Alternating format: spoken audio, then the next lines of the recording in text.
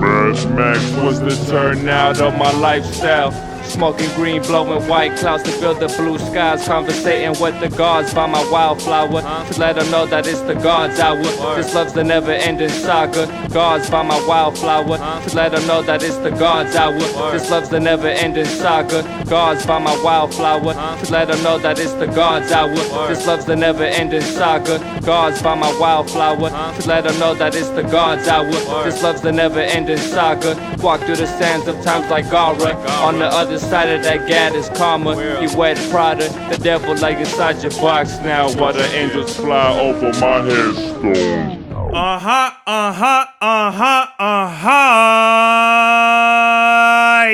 Yeah, we are back with another episode of The Gods Our podcast with your boy Big Serbies in the motherfucking place to be. Oh yeah. And fucking I don't want to fuck my mic up because I already dropped it, bruh. Right before I wanted to fucking almost cry right now, bro. Holy shit, bruh. I've had this piece of shit ass shock mount for about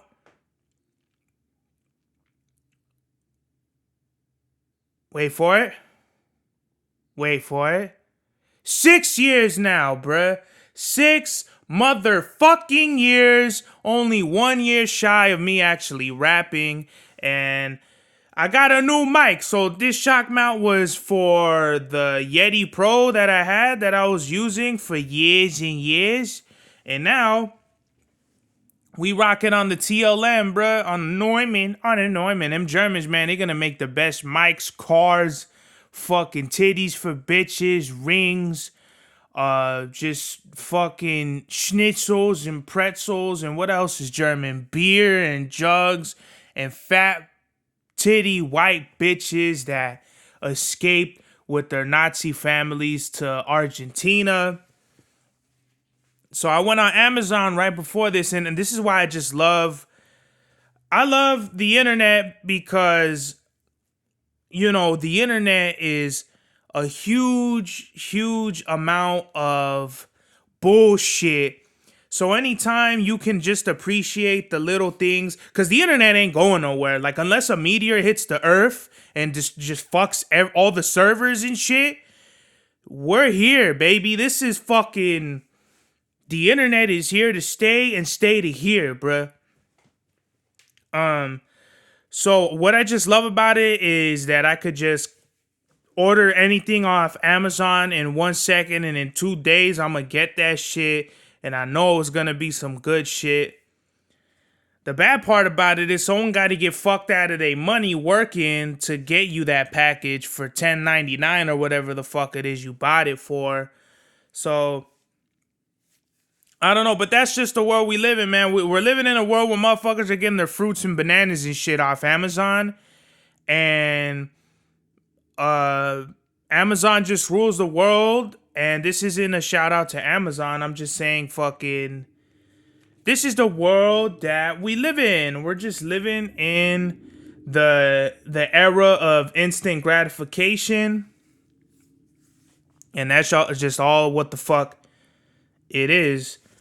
So I bought this new shock mount. Hopefully, I mean, it does look good because this shit, the shock mount I have right now is some ghetto shit, bro. It's held on by fucking like spandex fucking rings or not something like that, bro. Like this shit looked like it was made fucking like on a $6 budget or some shit, like a $50 budget or something.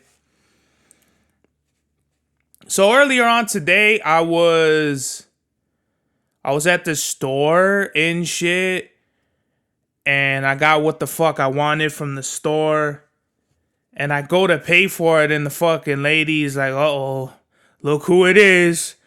And that shit had me like, that shit made me like almost start dying automatically. So I'm like, oh shit, look who it is over here. I just started dying, bro.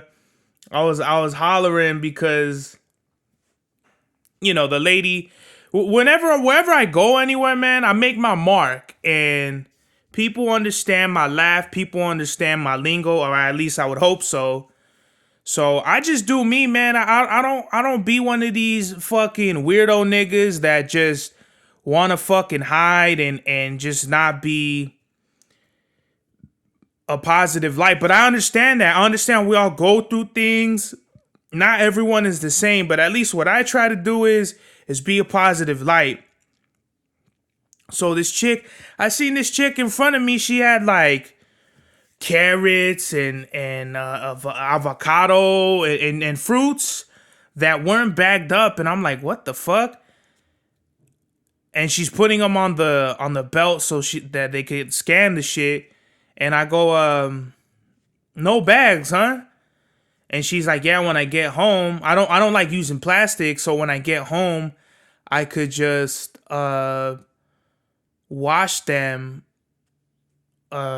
I could just wash them and cook. And I was thinking, oh well, shit, I never really thought of that. I'm like, oh well, that's cool. You're using less plastic. You're saving the earth. She's like, exactly. And mommy had a fucking nice little booty on her too. Like, she had one of them asses. Like, it wasn't big and it wasn't round or nothing. It just was like a nice, ugly looking little ass that she had. So I'm like, damn.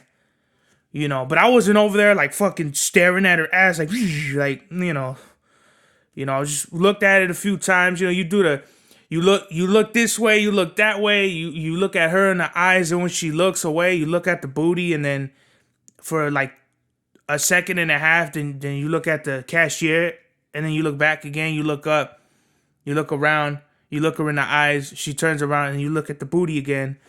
So fucking. Hey man, if you get offended that I'm over here talking about booties, man, y'all should, y'all women out there, I love my female audience out there, but you not even knowing half the shit that your man is talking about behind your back and shit. No pun intended. But yeah, Shorty just had a nice ass with it. She probably came back from the gym and was getting her groceries. And I seen this lady, she had like guacamole mix. And I said, like, what do? Do you just get like a bowl of water and you just put this shit in there and mix it and you get avocado, like guacamole?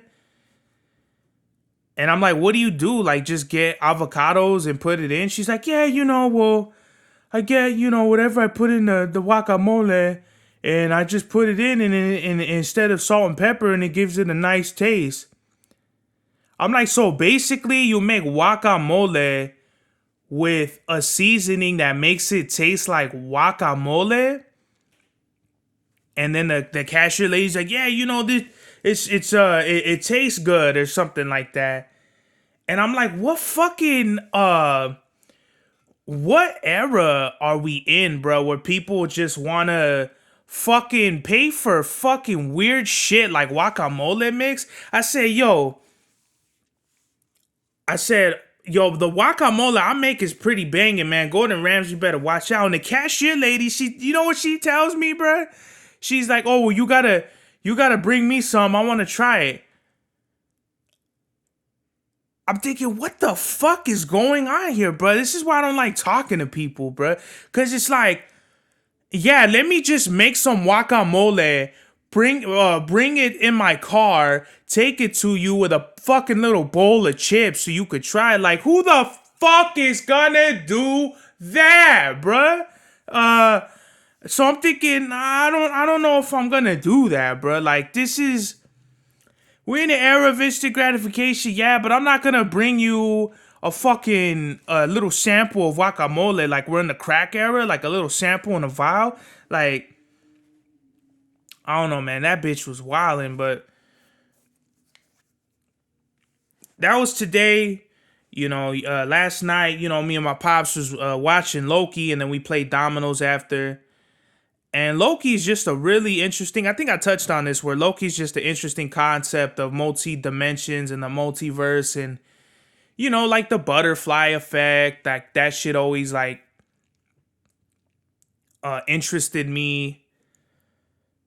And we watched it and he thought it was pretty cool, which is kind of weird because Loki isn't like an action series. It's more sci-fi than it is a hero or action. Or so when you think of like Avengers, you think of superhero movies, Spider-Man, motherfuckers getting webbed up and shit. But that's not really what Loki is. Loki's really a introspective, theoretical, Neil deGrasse, that's his shit and all that. So we watched that, and then I brought the laptop out and I was just playing all, like, I probably have almost 200 samples of beats and shit that I need to go over and making the songs already, bro. Cause I want to dig again because I love to dig. I love the whole experience of going to East LA, going to Soto Street, Cesar Chavez. It's off Soto, but I think the actual record store is on Cesar Chavez. Chicano por vida. That's the neighborhood. So I just love going over there, digging and fucking finding records, bruh. And it's kind of wild that I haven't gotten any records in easily a year. Like when I dropped, I think the last time I dug was maybe right before I dropped Voodoo Love. And yeah, that's like a year. So I haven't dug in a long fucking time. I love digging. I don't like spending my money, but I don't even really spend that much money when I go anyway. I try to keep it like $30, $40 budget of just 45s. These fucking internet type beat fucking producers, they're just digging on one fucking channel and finding all their shit there and making like choppy ass fucking beats. Like, you producers out there, you guys really need to have some more fucking creativity with your beats. I hate that shit when it sounds too choppy and the type beat wave came and went, bro. Like, I get that you're trying to establish yourself, but when you're already branding, when you're already like kind of found your identity, you really want to move away from type beats. I was telling my producer Dejama the same thing, bruh. Like, you're too good to be a type beat producer, because you know what a type beat producer is? It's just a nigga who hasn't found his sound yet. That's why you over here, oh, this is what Future would rap on, or this is what Drake would. They would never rhyme over this fucking weird ass beat, bruh. I mean, granted, I've only heard like one Drake type beat that I would, if Drake heard this, homie would fucking buy this beat and spit over it. I ain't gonna tell y'all the beat. I ain't one of them niggas, bro. But what I'm saying, all I'm saying is, bro, is you just gotta find your identity as a producer and just stick to it. And it's okay to be influenced, and it's okay in the beginning to put type beat tags on your shit. And you producers who are putting your signatures and tags, the fucking Mario has your back, or fucking Cash Money AP on like every 5 seconds, bro. I can't. There was one beat on Picasso and Matisse where I had to fucking literally like remake the beat because this nigga put his fucking tag on like every 5 second, like every measure of the fucking beat. And those are just simple producer mistakes. If you're gonna make a beat and put it out, bruh. Be for real about this shit. Don't be putting fucking tags every 5 seconds. That gets annoying. Don't be putting a fucking Rock Marciano, West Side Gun, all the poppin' underground niggas right now, or all the poppin' Baby King, Kendrick type beat. Don't put no Black Boy JB, Drake type beat. And don't get me wrong, a lot of these beats be banging, bruh. But what I'm saying is, as a producer, you need to find your own identity. And that's all I really. Where did I go from this? Because I was sampling. So I want to sample again, but I want to dig again, but I want to finish all the songs I have.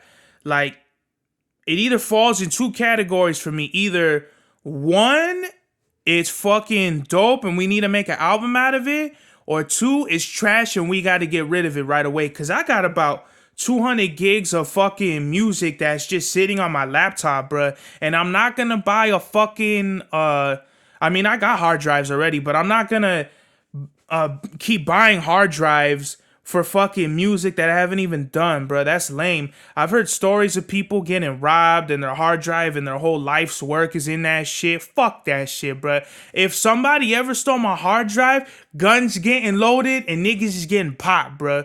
Cause that's literally money, time. Like, fuck money. It's fucking time, hard work, dedication that goes into music, bruh. And me, I'm not one of those people where I could just be like, oh, well, it's okay. I got the backups, or not even that. It's like, oh, okay, well, I could just make more music. Like, fuck that, bruh. Like, if I ever lost the Voodoo Love album, I would fucking cry. I would cry, get mad, and then we riding out, bruh. We looking for the niggas who fucked up, because y'all niggas fucked up stealing the Voodoo Love album. And that's how I feel. Some producers, they can afford that. They have the luxury. They have the expense to just buy more samples, recreate them, or whatever it is that these guys can do out here. That's not your boy Big Serves, man. Every dollar counts, my nigga. Every day's a dollar. And you know, four quarters equals $1 and all that good shit, bruh. So basically, what I'm trying to say is new music is coming, bruh. I have albums and albums of material that I haven't wrote to, and you guys have got like little teaspoons of it on my lives and shit like that, on my freestyles. But once you guys get the whole project, like, y'all know I can make a dope project. Block Market Crash, Thanks for Nothing, Vinny Vidi Vici. I could do compilations, album, B-tapes. She Loves Me Not. She Came With Me in a Dream. She Came With Me in a Dream again. You know, there's just certain things, and me, I don't do the strictly hard copy, physical copy samples. I go on the internet too. I mix it up. Because I don't have the fucking time and shit and money to be just going to LA and buying records, bruh. When I would fucking buy records for a quarter because Groovers was going out of business, I dug the shit out of their shit. And honestly, I should have went there more often just to buy more records. But, you know, I was buying them for like a quarter each. And if it was like six something, the dude would be like, hey, man, just give me $5. And it's like, what the fuck? So I really fucked up by not, you know, taking advantage of that. But that's what I'm saying, man. When you're beginning into this shit and some producers are buying $200 for one fucking vinyl, it's like, nah, man. Like, you really gotta take advantage. You really gotta be on your square when it comes to this music shit, if you're serious. Because if you're not serious and you just dicking around, you're not never gonna be where you want to be. You're just gonna be on Instagram talking about, yeah, man, you know, the album's on the way, but you only got 2 tracks recorded. 2 tracks ain't an album. 2 tracks is fucking a single. You got a single, bruh. But where's the album? You know what I mean? And I don't want to come off as hating and shit, but what are we doing? If you want to be a square nigga, if you want to be working at the Joe's Crab Shack or fucking Benny's Body Shop or whatever the fuck it is, and you do that, bruh. But if you want to take this music shit seriously, if you want to be somebody, if you want to pop bottles in the club, wear chains, and fucking, you know, snake skin down to the ground, you gotta work for this shit, bruh. And I'm not, by all means, I'm not hating on nobody. I'm not trying to put anybody down. I've met too many artists who have talent, bruh. But it's like they say, hard work beats talent when the talent don't work hard. Because I've known so many dope, not even just rappers, producers, singers, girls who could sing like a fucking, like, oh my God, this is the next Cali. This is the next her. This is the next, you know, I met the next fucking whatever, right? But in their mind, they're just not there. They're not with the whole going to the studio, writing a song, you know, and people, they tell me like, yo, I have songs written and shit like that, and I'm like, okay, well, I got a studio, let's do something. Oh, all right, yeah, for sure, I'll hit you up, and then I don't hear nothing from them. It's like, what the fuck are you doing, bruh? You gotta take this shit serious. Stop fucking around with my time, bruh. And nobody's wasting my time, but stop fucking around with your time, bruh. Cause if we talking about music, let's talk about music. Let's get it done. Let's get it out there, bruh. Cause I'm a Capricorn. I'm a busy nigga, and I don't got time to be fucking around with a yes, no, maybe so ass nigga or girl or brother, whatever the fuck it is, bruh. I'm at a point in my life, and I've thought a lot about this. I've thought a lot about my career, where the fuck it's been, where the fuck it's going, where I want to be, because I'm serious about my craft. When I first started, I didn't even know how to rap. I thought I was the shit. I'm like, man, fuck Big Pun, fuck Biggie Smalls, nigga. It's fucking Big Serbs, nigga. Because I always had the mindset. You gotta have the fucking mindset. What are you gonna be? Where do you wanna go? I had no idea what the fuck I was doing. I didn't even rap good. But guess what? I always had the mental fucking capacity of thinking, you know what? I'm gonna be somebody. Because this school shit, this work shit, this bullshit, it's not for Big Serbs. No, no, no. Nuh-uh, it's not for Big Serbs. No, I know who I am. I know where I want to be. I know where the fuck I come from. And when I first started, I was making album. No, I wasn't even really. Okay, well, let's separate mixtapes from albums, right? So I was making mixtape after mixtape. I was dumping, dog. Lucy's EP. Then I came out with Dark and Colorful. When did I start? I started rapping in March of 2015. So I always get my dates fucked up because I know for a fact I first started producing in like 2014. I was still in high school, so 2014 in like fucking October, November, maybe probably more towards November, like before Thanksgiving, I was producing, but I was making beats. But right after that, I wanted to start rapping. I didn't really, I knew, I understood producing, I understood how to make a beat, but I really wasn't familiar with rhyming, and that's what I always wanted to do. I'm like, okay, cool, I understand how to make a beat. Now I want to rhyme. The first time I ever started writing was in 2012. It was like when my cousin, rest in peace, Sunshine, he passed away, and then I got reacquainted with my cousin Mufasa. Mufasa was rapping at the time. He had a song with Chava Styles, Rise of the Fallen. That was a dope track to me, and I'm like, well, shit, if my cousin can do it and his homie could do it, I could fucking do it too. That's how far back I fucking go with this rap shit, bruh. And I wasn't by no means fucking Jay-Z or nothing like that. I was, like I said, man, on the first episode of the podcast, I was rhyming shit like I get stoned and go home, I'm bad to the bone and fucking, and I'm bitch prone and all this shit like that or whatever the fuck. I'm prone to bitches, fuck Pomona snitches and, whatever, right? Like, I mean, that was actually cool. That was actually a little freestyle. But back then I was rhyming really like trying to be like something like, I don't know, trying to be like something, right? So I made the first song on March 1st, 2015. I think August 5th.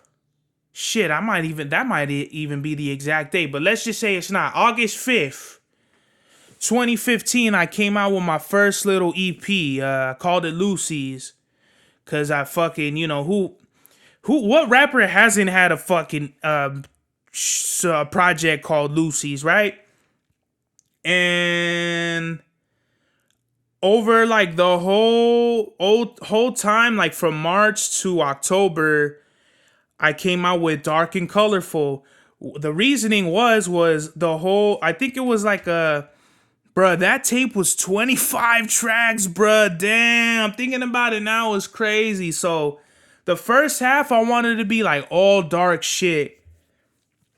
In the latter half, I wanted it to be like brighter sounding tracks. But really, the whole tape sounded like just one dark and like vibrant album or whatever, right? So, I had the homies on there. I had at the time, he called himself Awesome. I had Josh Halo. I had P Killer. I had my cousin on there, and that was it, bro. Me and Mufasa did 2 tracks, and then I had 3 features with that, so that was 5. And I had a 20 that I did solo, and I had no idea where to get beats from. So I just looked up fucking where to get beats from, and I found Dusted Wax Kingdom. I must have went through 400 albums of not no I don't want to say 400 albums, but like 40 albums of beats, like 400 beats I want to say I went through, and I got for that one mixtape. This is what I'm saying to y'all guys about dedication. I went through 400 beats for one mixtape. That fucking is like, I think I had it on DatPiff, but I took it down. I think that album only got like maybe 10 plays or something like that. But that really showed me, I could make a fucking album however I wanted to do it. It didn't matter how long it took. I was going to make an album. So from there, over that winter break, I recorded like, I think I want to say I recorded like 9, like maybe like 12 songs in 9 days or something. To this day, I think that's the most music I've ever done in like, it was either like nine songs in 12 days or 12 songs in 9, whatever, right? So to this day, I've never really done no shit like that, because I'm at the point now where I'm not just fucking making songs. Because at this time, what I'm talking about, when I was young in the game, I just wanted to rap. Rappity, rap. Hold on, man. I just had some guacamole and shit. I just wanted to rap. Rappity, rap. I rap. And because that's all I cared about, bro. After Raul committed suicide, that was between Lucy's and Dark and Colorful. So I didn't give a fuck about shit, bro. I was depressed. I wanted to kill myself and shit like that. I had suicidal thoughts. And Dark and Colorful was gonna be like my goodbye. Because I thought, man, you know what? If I really just pull the trigger on myself, at least I'm gonna have something to fucking leave behind in this world. As fucking sad and as crazy as that sounds, that was where I was mentally in my mind at that time. I'm gonna make music because I don't know about my own sanity at this point, because it was really hard for me, bruh. And even now it's fucking hard to talk about. I never really talked about this, so I kind of wanted to just have my own space to kind of talk about my career up until this point. And if you're still listening and if you're still keeping it going with me, shout out to you, right? So I came out, I think I explained this on the last episode where I did Tales from the Crypt, Crypt Creeper, Lovesick, and Lovesick is gonna make a return. FYI. So I did Lovesick, I did Vanguard, I did Life and Death, Worthless Verses EP. And I was just listening to Worthless Verses maybe like the other day, and I'm like, damn, bro, like I felt like Sam Kinison when, you know, he fucking was figuring it out. There's a Bill Burr was talking about, shout out to Bill Burr. He was talking about Kinison when he like had a dirty mustache and he was barely beginning, and he had like kind of like dice gloves, fingerless gloves, and he didn't have it all the way yet. He would scream too much, and he wasn't the Kinison from Louder Than Hell. He kind of yelled too much. And I'm listening to myself and I'm like, damn, like I was really screaming, and I was really like, my voice was a little higher back then too.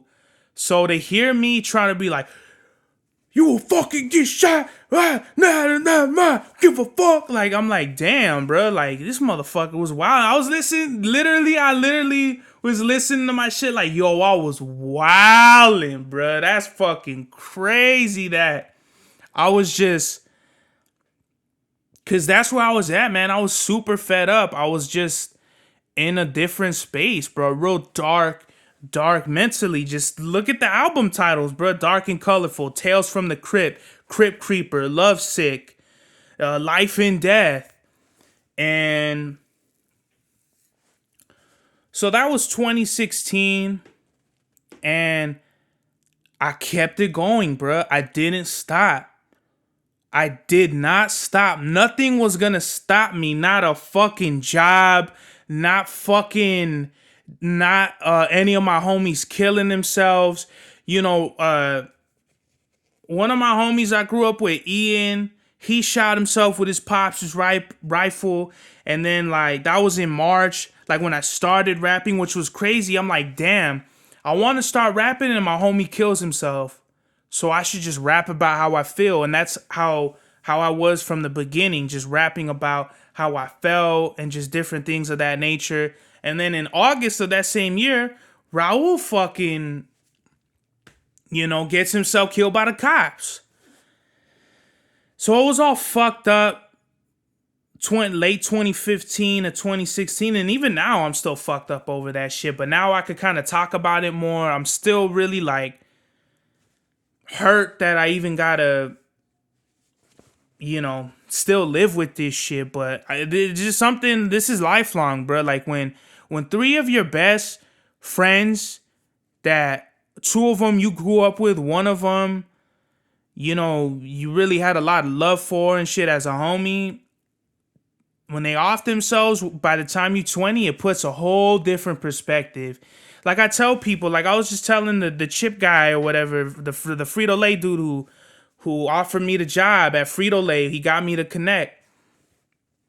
I'm like, man, partying and shit is in my younger days, bro. Like that's not, you know, I'm fucking, I feel like an old man. He's like, how old are you? And I told him my age. He's like, oh man, you're young. What the fuck? And I'm like, yeah, I'm young, but I feel old, bro. Like this shit is like the whole partying, the whole we the best and no one can fuck with us. Like I see some people out here that's older than me, and they still like where I was when I was like 17, bro, like 19 or whatever. And it's like, bro, are you just gonna like be stuck? Like people I feel like are really just stuck no matter what age they are. They could be old as fuck, or they could be, you know, older than me. And I feel like that's sad, bro. I feel like people really need to get their shit together because life is real. I've been through a lot of shit. So I was just telling the guy, you know, I've been through a lot, bro. Like this is like, you know, this isn't normal shit. Like I had to realize this is normal shit. I noticed it was normal shit when I told one of my homies in high school, and I'm like, yo, you never like had like suicidal thoughts and shit like that? And he was like, what the fuck? Like, no. And I'm like, oh, okay, well, that just confirmed it to me that like I'm fucking like a special case, which is a good and a bad thing. Cause if you don't keep it in check, if you have these dark thoughts, bruh, and you just go let it go, you're gonna be in trouble, bro. You gotta keep it in check. That's what I always try to do, man. As much as I talk about this shit and it could be sad and shit, I always check myself, bro. I always try to be positive. That's why I even did this podcast, brother. Because this is, I don't want people running with their stupid fucking narratives. Like if I'm a fucking villain, I am the Ontario villain, but like I'm a bad guy. But I just feel like I'm really misunderstood when it comes to those areas of misunderstanding, because I really have a lot of love for a lot of people. No matter how many times they try to diss me, turn their back on me, be disloyal to me, disrespect me. You know, for the most part, I got love for everybody, bro. But, you know, there's that little 1%. That 1% could turn into 100, and we could take it to 100 right now, and it'd be really bad for you. That's why I even got in a Luku me. To just, I needed some kind of anchor to bring me to a more positive space. So somewhere in 2016, I meet Chava Style. We get acquainted. We do a few songs. We start doing music. I come out with Tally the Corpses, and I dropped 2 tapes. Like, I never did that to this day. I never dropped 2 tapes in 2 days. I dropped Tunes and Boons on the first day of Dia de los Muertos, and then this on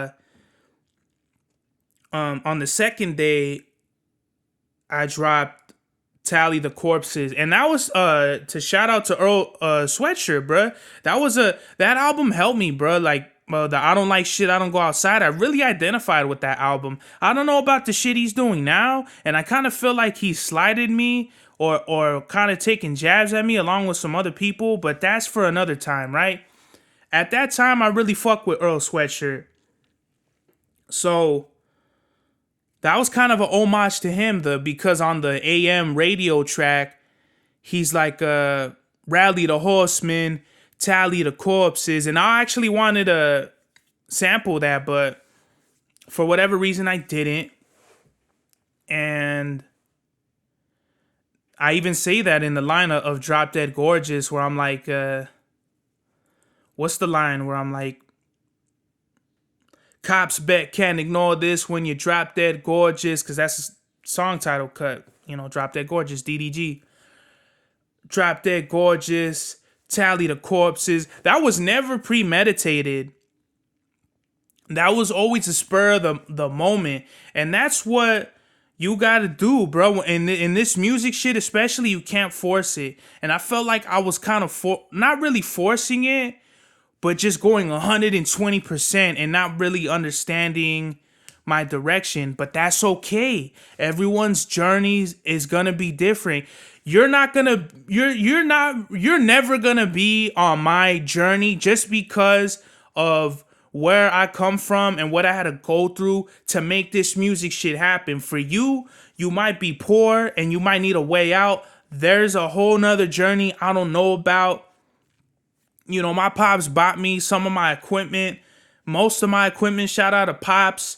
You know, my Pops was a real day one supporter, in a sense that he never really wanted me to rap. My Pops always wanted me to be like a lawyer or something, because I was always good with my words and shit. But he supported me regardless, bruh. And he would tell me, like, I'm supporting you with the equipment and shit like that. And yeah, you know, I would love for my pops to be, you know, like my fucking cheerleader, whatever, with pom-poms. Woo, woo, woo, you fucking a rapper and all this shit. But I feel like it would have done me more harm than good. Because when you think you're King Kong, when you think you're the best nigga in the world, and well, you know, this music shit ain't nothing, bro, I could just rap. That's where you go wrong, bro. I've seen it happen. I've seen people with no vision. They lack vision. They get too comfortable, and then they make whack shit. It happens to, I'll say it happens to everybody. I don't know if it's happened to me yet, and knock on wood. Oh shit!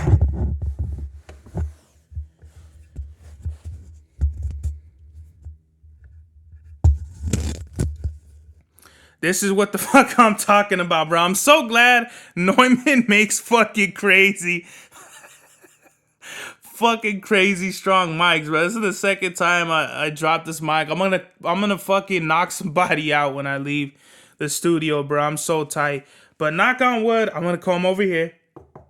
Knock on wood that, you know, I don't get too comfortable in this rap shit, bro. That was fucking funny.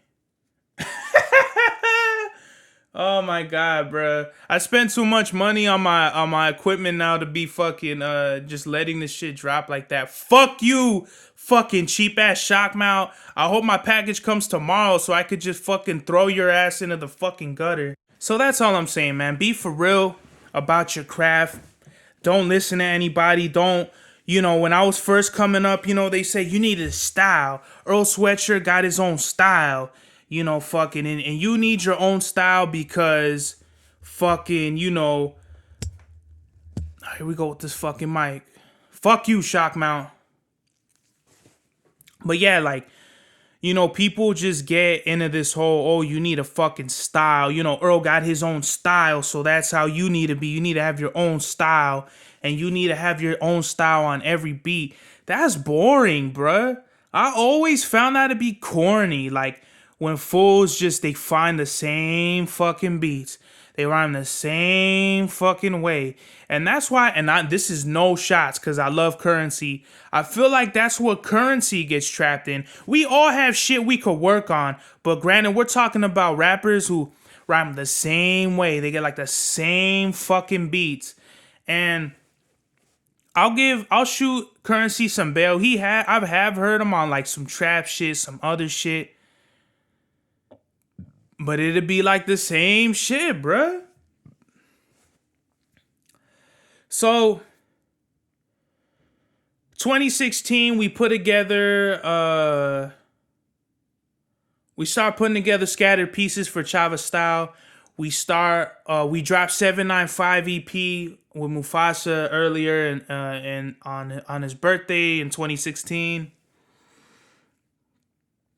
And I'm thinking, this is it, bro. We made what's that song? Produced by Terror. Whatever song it is, where I'm like, you might have overheard, but you never saw. Sir, protect like the loss. Effect to the cause that starts to take my breath apart. Reminiscing on shit it did. Whatever song that is by Terror, I know I'm fucking it up because that was a really popular song that we put out at the time, and that was the first song that got like 1,000 views. So that really put a battery in all of our backs. But after we came out with that song, it was like, this is it, bro. I found what I've always been looking for. I always wanted to make a duo album. That was one of the things I always wanted to do because Helter Skelter, Sean P and Rock, Rock and Ruck. I always wanted to do that. Rap with another rapper and make a dope album a la Picasso and Matisse. So at that time, when I met Chava, he was more on like the coke rap, the street rap, and I wasn't really on that. Even though my raps was kind of street, I never really rhymed about coke, and I know about that shit. I knew about that shit, but it wasn't really in the raps. And I remember thinking in my head when I first heard like Chava shit, I'm like, oh, okay, we doing, because no, when we first started, when we did like the first Picasso and Matisse track, the first track we might have been like Kingpins or Venom and Lead. One of those songs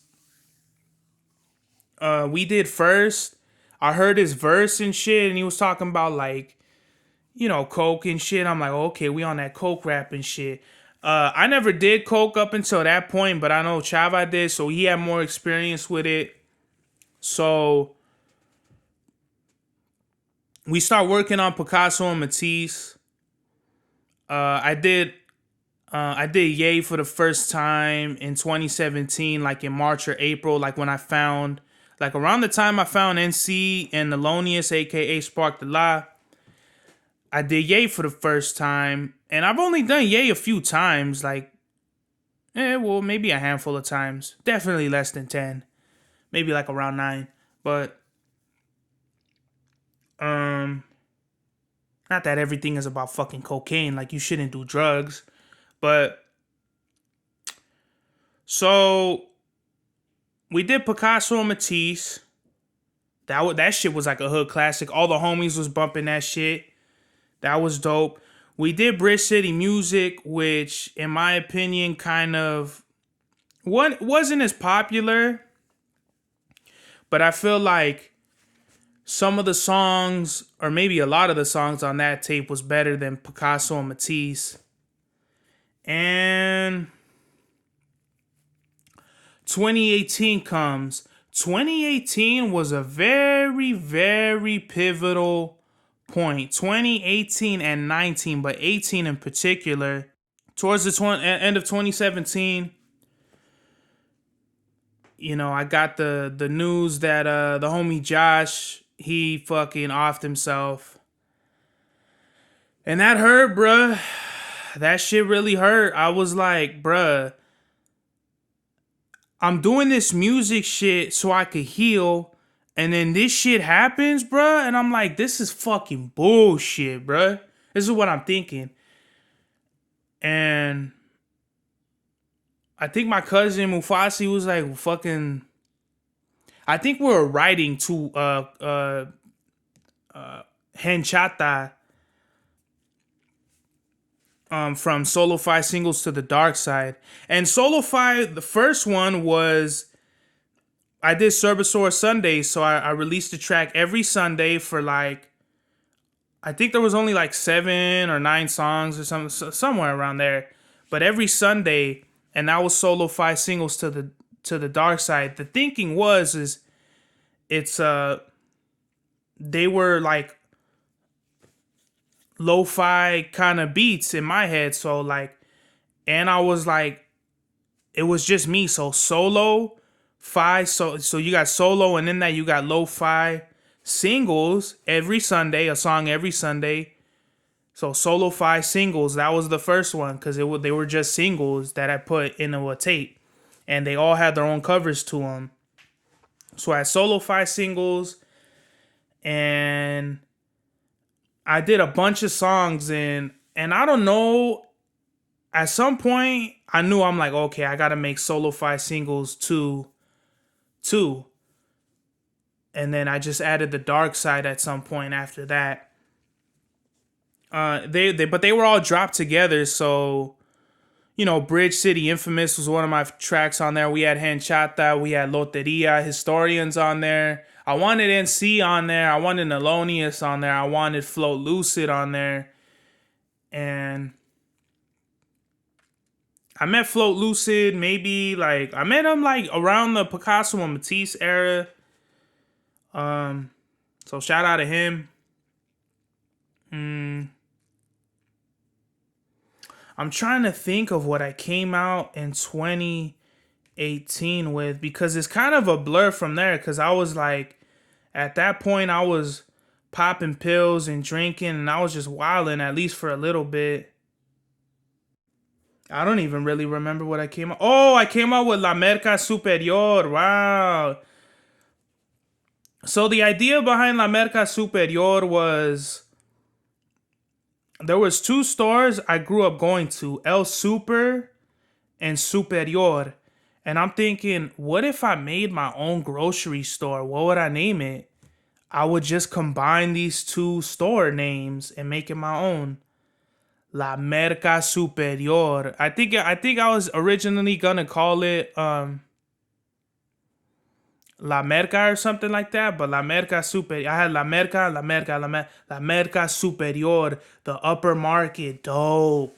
I like that. I like that a lot. And then Hands of Time. Was Hands of Time? When the fuck did Hands of Time come out? I want to say it came out in 2018, but it could have came out in 2017. So we had La Merca Superior. I came out with Greenlight, Insurance, the Dirty Dog Discount, which was all beats. And Greenlight Insurance was the first beat tape I ever came out with. La Merca Superior was the first, and Solo 5 Singles 2 were the first. Well, La Merca Superior is completely me, produced by me.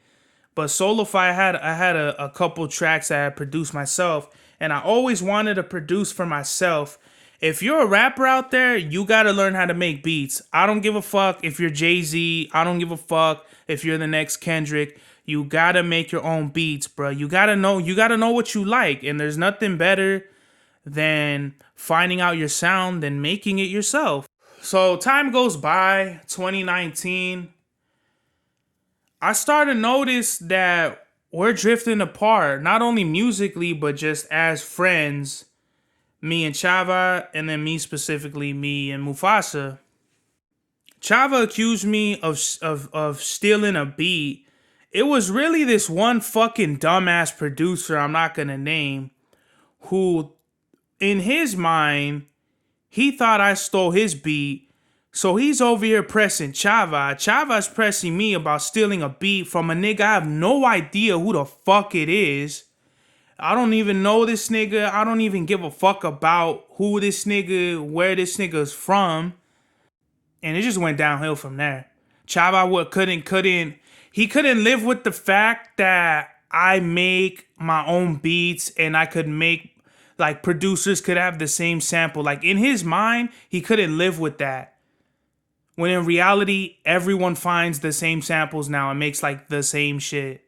So in his mind at that time, he couldn't understand that. So, oh well, fuck it. I'm not gonna work with Chava Styles anymore because he said some disrespectful shit. If you want to disrespect me over my truth, we're not friends. You know? If I'm over here trying to tell you, hey man, this is what happened, this is what it is, and you just kind of like, well, fuck you about it, it's like, nigga, fuck you. What the fuck? And then, like, Fox is in the middle of this, and he don't really do shit either about it. So I felt the type of way about that. Because I don't like people that choose their friends over their family. So that's where we at with that. And it's fucking sad. Then some false accusations, more false accusations come arise. I always, and in my life looking at this, I've always had to watch out for people trying to frame me, false accuse me, because it's followed me my whole life. I don't know why. I don't know what Elegua is trying to teach me from this, but it's fucking wild now that I'm thinking about it, piecing it all together, telling my story to y'all this episode in the podcast. Because I had other shit I was going to talk about, but I'll just save some of this shit for the next episode. Because we're talking about real deep shit right now. So 2019 comes around, and I'm thinking, I gotta revamp, man. Like, everything you thought about Big Serves up until that point is garbage. Throw it in the trash. We coming out with new shit. When I first came out, man, I try to be like Tyler the Creator with like pitch shifted ad libs and shit like that, and rapping about wild shit. But I was really forming my identity at this point. So 2019 comes around, and I don't know if I dropped anything during 2019. I honestly can't really think of shit right now off the top of my chromosomes and shit like that. Oh, I dropped 44 Degrees. That was cool. I had Nelonius on there. And that was cool. You could really see my style changing from there. I know I dropped more shit, but I can't think of it right now. So I'm going through 2019. I started living with my grandma at the end of 2019, like in the fourth quarter, September. Over these false accusations, and I never stopped music, man. Even while niggas backstab me, even when niggas falsely accuse me, even when my own family turned their back, I kept making music. My dream and your dreams have to be bigger than the bullshit around you, good or bad. You know, right or wrong. You gotta keep it moving. K-I-M, Kim, man. Smith and Wesson, shout out to y'all. Keep it moving, bruh. Fucking, I forgot the lyrics. I would love to sing the lyrics for y'all because it's real as fuck. But just, when the shit goes down, you better be ready. When the shit goes down. And I love that song too from Cypress Hill. But man, you gotta keep it moving, bruh. I don't give a fuck what you gotta do. Keep it moving. Keep making it happen, bruh. So that's what I did. I kept it the fuck moving. I kept making songs. I think the only 2 songs I think I want to record it that I remember from 2019, like living with my grandma, was Henny Brews from Block Market Crash. And Block Market Crash I made from like 2016 to 18. Like there's sporadic material that I made over time that ended up on different projects. But Block Market Crash is a compilation of all that from a session with P Killer, the sessions Flash gave me, the Tommy Wallace joint with NC, the fucking Float Lucid Prodigy joint we had, which was supposed to be for Six Sided Serves, but homie wants to work with other people or be a fucking hermit now at this point, so I don't know what's up with that. I made Henny Bruce and ODB, Our Daily Bread, produced by Madlib. 2020 comes around. I come home. More bullshit. I mean, it was cool like for that year, like 2020, from that year to like spring of 2021. Everything was pretty cool before it got pretty shitty, you know, right before Voodoo Love. So I come home and I start making Voodoo Love. I had maybe a few joints, like maybe like 2 or 3 from like 2018 and 19 recorded, like the beats and shit. But I recorded maybe like half or more than half of Voodoo Love at my grandma's. And this is like 2020, and it didn't come out until a year later. I'm digging for records. I'm finding samples. I go to school. I didn't like school. I didn't like that when the pandemic happened, they just got niggas on the fucking Skype and shit. Like if we're fucking, you know, trying to date and shit. I didn't like it, bruh. So I said, fuck school. I ain't going to school.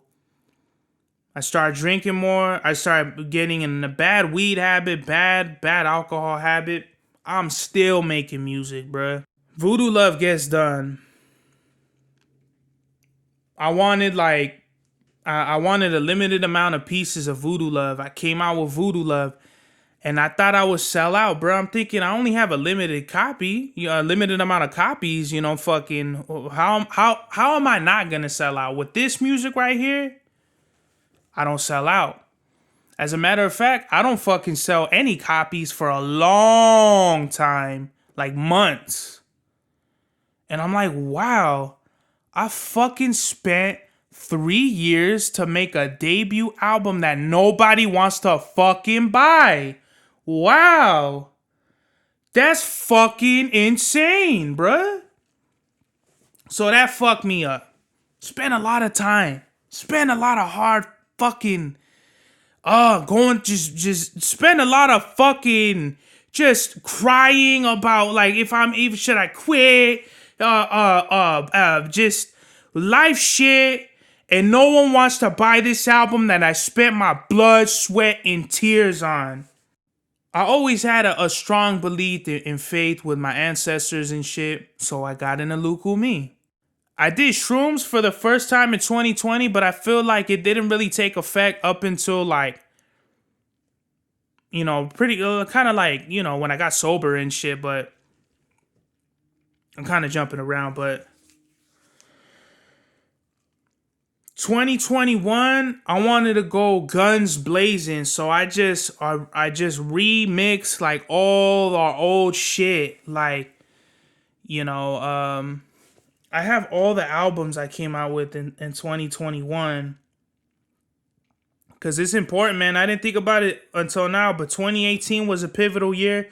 21 was a pivotal year, bruh. I dropped La Merca Supremacia right in the beginning of January. El Cucuy, I remastered She Loves Me, She Loves Me Not, because that originally came out in 2019. Voodoo Love, Rhea, which I think came out in 2019 also, but I think I only put it up for like a day or something. Oh, Angels Now Ascending came out in 2019 too. See, this is what I'm saying. This is why you shouldn't do drugs. I forgot all about the important shit. Angels Now Ascending came out that year. Our Daily Bread came out 21. Veni Vidi Vici. I remixed a whole bunch of tracks from scattered pieces and some singles that we had with Chava. Veni Vidi Vici. 44 Extended remastered. I remastered 44 from 2019. Bridge City Trap. I told Mufasa we gotta finish it. He never finished it, so I finished it for him. Bridge City Trap. Mufasa. Thanks for Nothing. Another album we had just laying around. I remixed it for him. The Dog on Riverside Drive. Did it come out? And I thought it came out in. I think it came out in 2020, but then I think I remixed it. Yeah, I think it originally came out in November of 2020, like Thanksgiving around there. I remastered Hands of Time, remastered Angels Now Ascending, and we here, bruh. The grit don't quit. And you would think, man, fucking like 7 years in a music, you'd lose some sort of passion or you lose something, man. If anything, I got sharper, I got smarter. I know what I want to do. I know who I want to work with. I know what to stay away from. I know the bullshitters and bozos I don't need to be around. I fucking was sick with this puppy love shit. Fuck that, bro. You gotta put your feelings aside for your dreams. You gotta live for you. You gotta do what you love to do. You gotta do what your heart tells you to do, bro. Like Bronx Tale, bro. And don't stop. Don't quit. You know why? Because it's a voodoo love. This is the God's hour. Mad Max was the turnout of my lifestyle. Smoking green, blowing white clouds to build the blue skies. Conversating with the gods by my wildflower to let them know that it's the God's hour. This love's the never-ending saga. Gods by my wildflower to let them know that it's the God's hour. This love's the never-ending saga. Gods by my wildflower to let them know that it's the God's hour. This love's the never-ending saga. Gods by my wildflower to let them know that it's the God's hour. This love's the never-ending saga. Walk through the sands of times like Gara. On the other side of that gad is karma.